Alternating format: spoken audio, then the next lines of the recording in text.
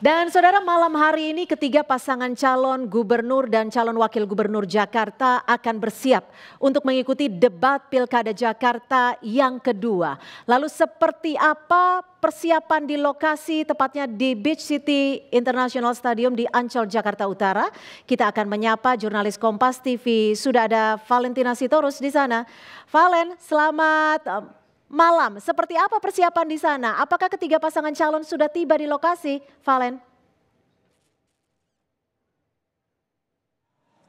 Iya, selamat malam Cynthia. Kalau melihat bagaimana persiapan di arena debat kedua nanti bagi pasangan di calon gubernur dan wakil gubernur Jakarta, ini memang sudah selesai seluruhnya. Gladi resih atau gladi bersih ini sudah dilakukan sejak pagi, bahkan yang terakhir tadi cek audio akhir untuk bisa menghilangkan atau meminimalisasi feedback audio yang kemungkinan tidak akan membuat visi misi ini jelas terdengar. Ini sudah selesai dilakukan. Artinya nanti bisa dijamin ketika paslon ini melakukan debat, audio yang terdiri dari visi misi ataupun juga penyampaian ide dan gagasan ini bisa tersampaikan dengan baik ke publik. Nah, sementara itu kalau untuk pasangan calon seluruhnya sudah tiba atau belum, tentu belum seluruhnya. Karena memang tadi berdasarkan laporan dari teman-teman tim liputan Kompas TV, ini juga masih ada yang mengikuti ataupun follow dari masing-masing pasangannya calon gubernur dan wakil gubernur perjalanan menuju ke arena debat tempat saya berdiri saat ini.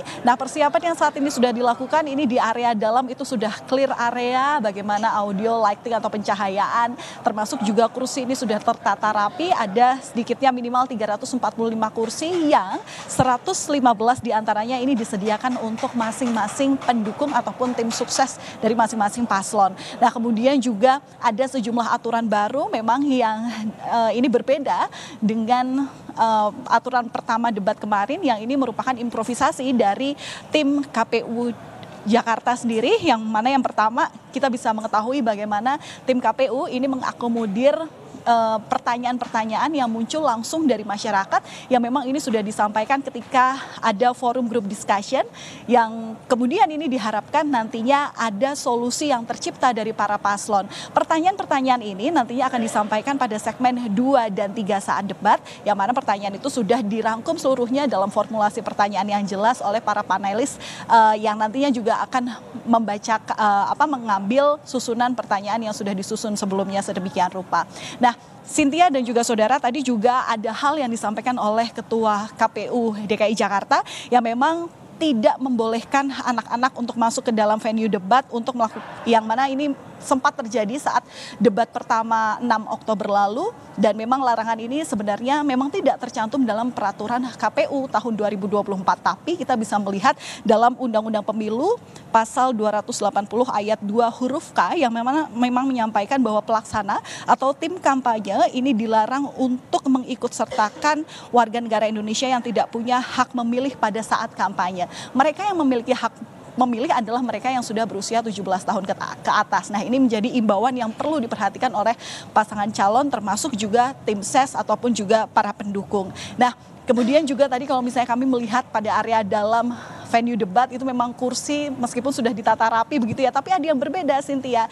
Kalau biasanya kursi penonton, kursi pendukung maksud kami, ini biasanya ada berada di depan paslon. Jadi paslon bisa melihat pendukungnya begitu ya, tapi saat ini itu ada 30 kursi masing-masing dari paslon yang memang disediakan di belakang paslon. Ya memang ini juga nanti bisa diduduki oleh tim ses ataupun juga wakil pendukung dari masing-masing partai politik.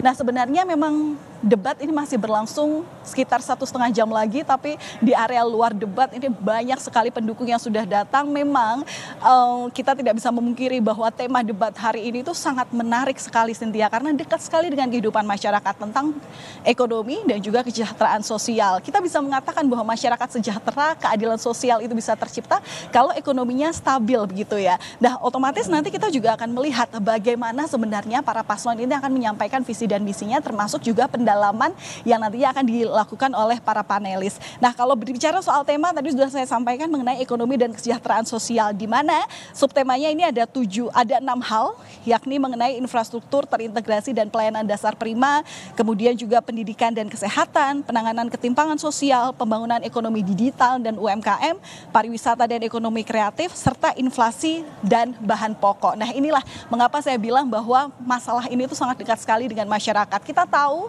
Cynthia dan juga saudara, dari survei Lembaga Survei Indonesia yang rilis beberapa hari terakhir, ini menyebutkan dari total DPT DKI Jakarta 2024 dengan jumlah 8.247 pemilih, itu ada disebutkan bahwa 14,4% diantaranya itu belum menentukan pilihan. Padahal kita tahu bahwa pemilu ataupun pilkada 2024 ini kita laksanakan kurang dari sebulan lagi, yakni tanggal 27 November 2024. Nah, kemudian kita juga nanti akan melihat apakah ketika waktu menyampaikan ide, gagasan itu akan tersampaikan terutama soal memikirkan bagaimana dampak pemindahan ibu kota, bagaimana dengan membuat ekonomi di Jakarta ini tetap tumbuh ketika ibu kota dipindahkan. Dan yang menjadi pertanyaan banyak orang adalah bagaimana keadaan sembako, apakah ini tetap bisa terjangkau oleh masyarakat, keekonomian masyarakat Jakarta. Dan yang paling penting adalah bagaimana penyediaan lapangan kerja, yang tentu ini juga menjadi concern tersendiri bagi masyarakat, karena banyak sekali, tidak dipungkiri,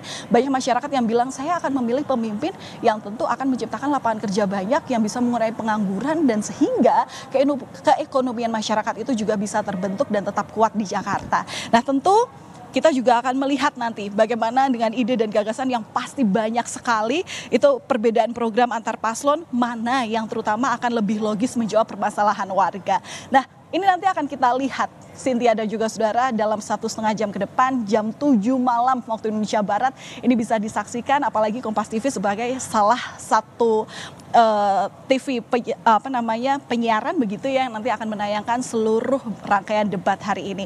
Nanti debat akan dipimpin oleh 2 news anchor dari Kompas TV dan juga CNN TV Indonesia, yakni ada Friska Karisa dan juga Rifana Pratiwi. Persiapan masih sebentar lagi, tentu kalau nanti seluruh pasangan calon ini sudah sampai di lokasi venue, biasanya mereka nanti akan diarahkan ke ruangan VVIP terlebih dahulu, lagi-lagi akan menerima briefing dari KPU DKI Jakarta untuk sebagai final persiapan agar nanti debat bisa berjalan dengan lancar. Sementara begitu dulu, Cynthia, kembali ke Anda.